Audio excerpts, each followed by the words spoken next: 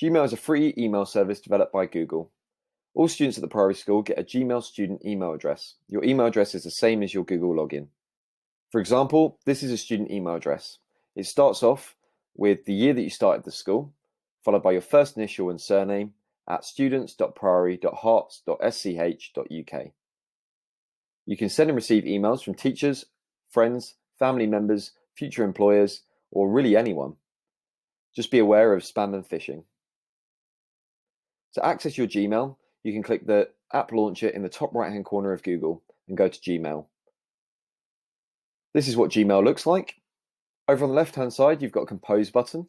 This is used for writing emails. You've got a list of folders to store emails in, and in the center of the screen, you've got the list of different emails that you've currently got in your account. At the top of the screen, there's also a search box, which will allow you to search all of your different email folders for a particular email. To compose an email, click the Compose button at the top left-hand side of the screen. A Compose window will then pop up. You then need to type in the name of the person that you're sending your email to. You can either use a surname or a first name, and it will search our contact address book for every student and teacher in the school. Once you've found the person you want to send it to, make sure you add a subject, which is a summary of your email. Then address your email to the person you're sending it to. Write your message, and then make sure you sign your email at the end with your name. You can then send your email. Here's an example of the inbox. You can see I've got two different emails in here at the moment. Sometimes you'll get emails from Google Classroom, which will look a little bit like this. It will give you a notification that new assignments have been set and that they're due in soon. The other type of email you might receive is directly from a person. It might look something a bit like this.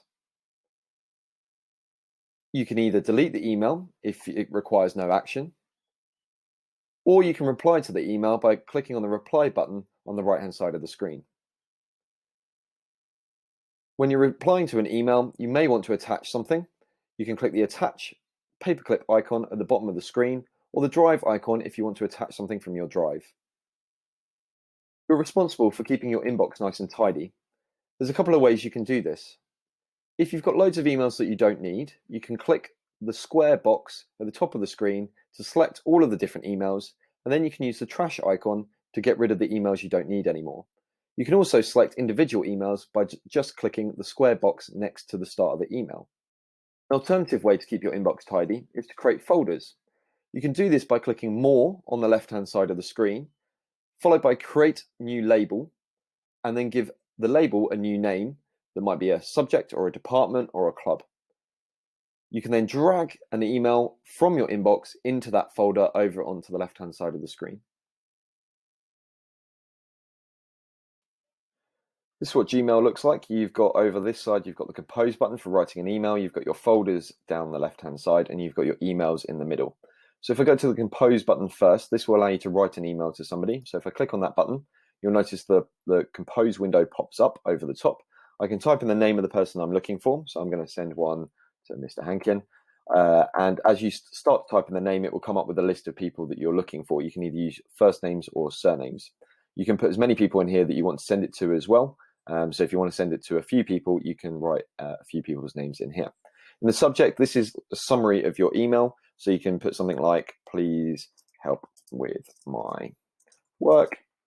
And then in the body of the email, this is where you're going to write your email. Remember to start it off by addressing it to the person you're sending it to.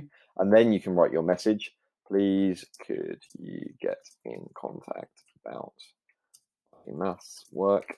You might want to give them a little bit more detail with what you're struggling with or what you need help with in particular. And then make sure you sign it off with your name, just to kind of finish off the email there. If you want to attach anything at the bottom, you can click this button to attach files. You can also click this button to insert a file that you might already have stored in your drive. And then it's just a simple process of hitting send. And then that will send the email off to the person you want to send it off to. In your inbox, you may have received a few different emails. Here's an example email from Mr. Hankin. If I open this one up by clicking on it, you can see the contents of the email and you can then read it. Over on the right-hand side, you'll notice there's the reply button. So if you need to reply to this email, you can click on the reply button there. It then opens up this compose bar at the bottom. You can then put, Dear Sir, and then you can write your email, body of the email goes here, and then you can sign it off again. Thanks, Bob. You can then hit send. You can attach a file again, or you can insert a file from your drive if you need to, and you can reply to whoever sent you the email there. If you click the back button at the top, that will take you back to your inbox, or you can delete the message if you're done with it and you want to tidy up your inbox. So I'm going to go back here. You can see now I've got my email here, and it says it's between me and Sam or Mr. Hankin in there, and you can see that that's gone and that's been emailed to him, and the conversation is then logged under this email, so you can see that that's the email that you received, and this is your email back. So it keeps like a conversation trail of what you've been doing. If you don't need that email anymore and you want to tidy up your inbox, you can click on the tick box and you can hit the trash icon, which will delete it. The alternative is to drag it into a folder to tidy up your inbox. So if you go into more and you scroll down to the bottom, you can create a label. So here I'm going to create a label called D of E, and I'm going to create that there. And then you'll see that it now appears in my list of folders or labels. If I click on this one, if